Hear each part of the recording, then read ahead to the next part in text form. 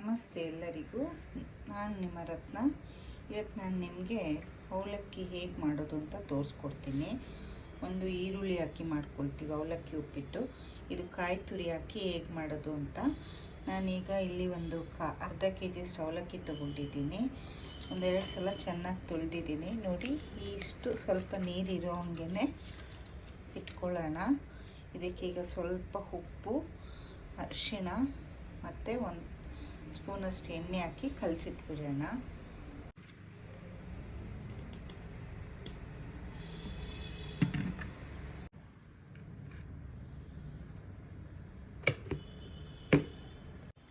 ಈಗ ನೋಡಿ, ನೀಟಾಗೆಲ್ಲ ಕಲಸಿಟ್ಕೊಂಡಿದ್ದೀನಿ. ಇಷ್ಟು ನೀರಿರಲಿ ಸಾಕು. ಇದು ನೀಟಾಗಿನ್ನ ಉದುದ್ರಾಗಿರುತ್ತೆ. ಒಂದು 10 ನಿಮಿಷ ಇದು ಹೀಗೆ ಇರಲಿ. ಇದಕ್ಕೀಗ ಏನೇನು ಬೇಕು ಅಂತ ತೋರಿಸ್ಕೊಡ್ತೀನಿ. ನಾನೀಗ ಒಂದು ಕಪ್ಪು ಬಟಾಣಿ ತೊಗೊಂಡಿದ್ದೀನಿ. ಇದು ಆಪ್ಷನಲ್ಲು, ಇದ್ದರೆ ಒಳ್ಳೆಯದು, ಇಲ್ಲ ಅಂದ್ರೂ ಪರವಾಗಿಲ್ಲ. ನಾನೀಗ ಇದನ್ನು ಬಿಸಿನೀರಿಗೆ ಹಾಕ್ತೀನಿ. ಒಂದು ಸ್ವಲ್ಪ ಹೊತ್ತಿದ್ದು ಒಂದು 5 ನಿಮಿಷದಷ್ಟು ಬೇಯಲಿ. ನೋಡಿ, ನಾನೀಗ ಆಗಲೇ ಅವಲಕ್ಕಿ ನೆನೆಸಿಟ್ಕೊಂಡಿದ್ದೆ ಅಲ್ಲ, 10 ನಿಮಿಷ ಆಗಿದೆ. ನೋಡಿ, ಅಷ್ಟೇ ನಾನು ನೀರಿಟ್ಟಿದ್ದಲ್ವ, ಹೀಗೆ ಉದುದ್ರಾಗಿದೆ. ಮತ್ತು 1 ಕಪ್ ಬಟಾಣಿ ತೊಗೊಂಡಿದ್ದೀನಿ, 1 ಕಪ್ ಕಾಯಿ ತುರಿ, ಮತ್ತು ಒಂದು ಸ್ವಲ್ಪ ಕೊತ್ತಂಬರಿ ಸೊಪ್ಪು, ಕರಿಬೇವಿನ ಸೊಪ್ಪು, ಒಂದು 8 ಹಸಿಮೆಣ್ಸಿನ್ಕಾಯಿ, ಮತ್ತು ಅರ್ಧ ಹೋಳು ನಿಂಬೆಹಣ್ಣು ತೊಗೊಂಡಿದ್ದೀನಿ. ಒಂದು 8 ಕಾಳಷ್ಟು ಮೆಂತ್ಯನ ನಾನು ಹುರಿದು ಪೌಡ್ರ್ ಮಾಡಿಟ್ಕೊಂಡಿದ್ದೀನಿ. ಮತ್ತು ಒಗ್ಗರಣೆಗೆ ಕಡಲೆಕಾಯಿ ಬೀಜ, ಸಾಸಿವೆ, ಕಡಲೆಬೇಳೆ, ಉದ್ದಿನಬೇಳೆ ತೊಗೊಂಡಿದ್ದೀನಿ. ಈಗ ನಾವು ಈ ಅವಲಕ್ಕಿಗೆ ಕೊತ್ತಂಬರಿ ಸೊಪ್ಪು ಮತ್ತು ಕಾಯಿ ತುರಿ ಮತ್ತು ಸ್ವಲ್ಪ ಕರಿಬೇವಿನ ಸೊಪ್ಪು ಹಾಕಿ ಚೆನ್ನಾಗಿ ಮಿಕ್ಸ್ ಮಾಡ್ಕೊಂಬಿಡೋಣ. ನೋಡಿ, ನಾನು ಈಗ ಇನ್ನು ಸ್ವಲ್ಪ ಕರಿಬೇವಿನ ಸೊಪ್ಪು ಒಗ್ಗರಣೆಗೆ ಇಟ್ಟಿದ್ದೀನಿ. ಈಗ ಇದೆಲ್ಲನೂ ಹಾಕಿ ಚೆನ್ನಾಗಿ ಮಿಕ್ಸ್ ಮಾಡ್ಕೊಳ್ಳೋಣ.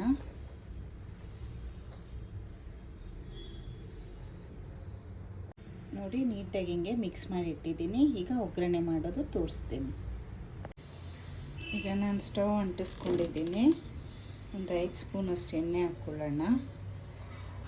ಈಗ ಎಣ್ಣೆ ಕಾದಿದೆ, ಸಾಸಿವೆ ಹಾಕ್ಕೊಳ್ಳೋಣ.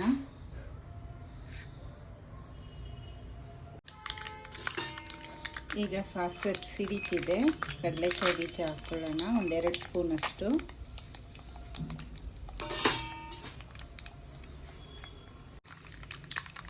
ಈಗ 1 ಸೆಕೆಂಡ್ ಆದಮೇಲೆ ಕಡಲೆಬೇಳೆ ಹಾಕ್ಕೊಳ್ಳಿ. ಕಡಲೆಬೇಳೆನೂ 2 ಸ್ಪೂನ್ ಹಾಕಿದ್ದೀನಿ. ಉದ್ದಿನಬೇಳೆನೂ ಒಂದು 2 ಸ್ಪೂನಷ್ಟು ಹಾಕ್ಕೊಳ್ಳೋಣ. ಇದು ಕಟ್ಟುಮ್ ಅಂತ ಬಾಯಿಗೆ ಸಿಕ್ಕಿದ್ರೆ ತುಂಬಾ ಚೆನ್ನಾಗಿರುತ್ತೆ.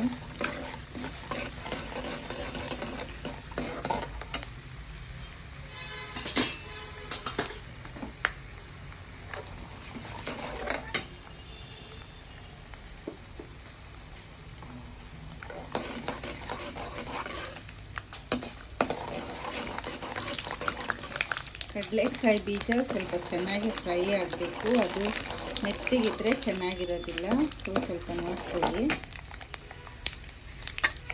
ಈಗ ಮೆಂತ್ಯ ಪೌಡ್ರ್ ಹಾಕ್ಕೊತಾ ಇದ್ದೀನಿ, ಮತ್ತು ಕರಿಬೇವು, ಹಸಿಮೆಣಸಿನಕಾಯಿ ಹಾಕ್ಕೊಳ್ತೀನಿ.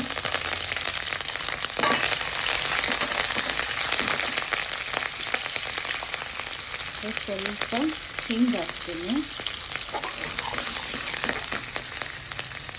ಬೇಯಿಸಿಟ್ಕೊಂಡಿದ್ವಲ್ಲ ಬಟಾಣಿ ಹಾಕ್ಕೊಳ್ಳೋಣ. ಒಂದು ಚಿಕ್ಕ ಅರಿಶಿನ ಹಾಕ್ಕೊಳ್ಳಿ.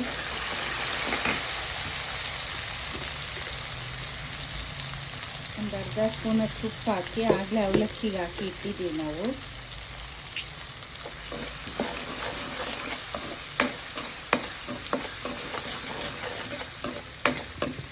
ಒಂದು 2 ನಿಮಿಷ ಉಟ್ಕೊಳ್ಳಿ. ನೋಡಿ, ಹೀಗೆ ಉದ್ದಿನಬೇಳೆ, ಕಡಲೆಬೇಳೆ ಎಲ್ಲ ಕೆಂಪಗಾಗಬೇಕು. ಈಗ ಅವಲಕ್ಕಿ ಹಾಕ್ಕೊಳ್ಳೋಣ.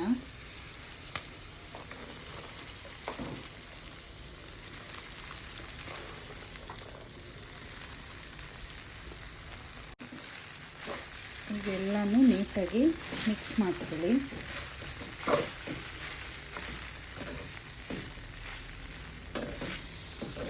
ಈರುಳ್ಳಿ ಹಾಕದೆ ಕಾಯಿ ತುರಿ ಹಾಕಿ ಹಿಂಗೆ ಅವಲಕ್ಕಿ ಮಾಡಿದ್ರು ತುಂಬಾ ಚೆನ್ನಾಗಿರುತ್ತೆ.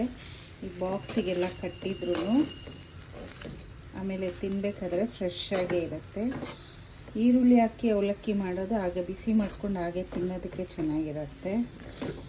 ಈ ರೀತಿ ಮಾಡಿಕೊಂಡ್ರೆ ನೀವು ಬಾಕ್ಸ್ ಎಲ್ಲ ಕಟ್ಟಿದಾಗ್ಲೂ ಇದು ತುಂಬಾ ಟೇಸ್ಟಿಯಾಗಿರುತ್ತೆ. ಈಗ ನಾನು ಅರ್ಧ ನಿಂಬೆಹಣ್ಣು ಹಿಂಡ್ಕೊತೀನಿ.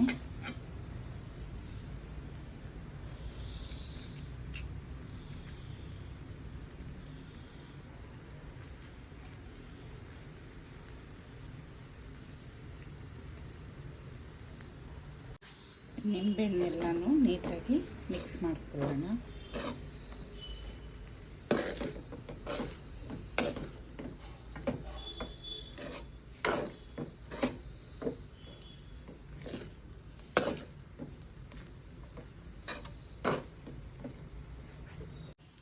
ಈಗ ನೋಡಿ ನೀಟಾಗಿ ಮಿಕ್ಸ್ ಮಾಡಿ ಆಗಿದೆ. ಈಗ ಒಂದೆರಡು ನಿಮಿಷ ಮುಚ್ಚಳ ಮುಚ್ಚಿ ಇಟ್ಬಿಡೋಣ.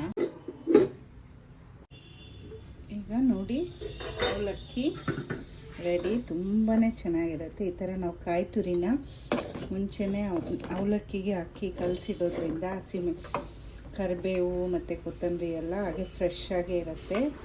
ನೀವು ಒಂದ್ಸಲ ಇದನ್ನು ಟ್ರೈ ಮಾಡಿ ನೋಡಿ ಹೇಗಿದೆ ಅಂತ ಕಮೆಂಟ್ಸಲ್ಲಿ ತಿಳಿಸಿ. Thank you.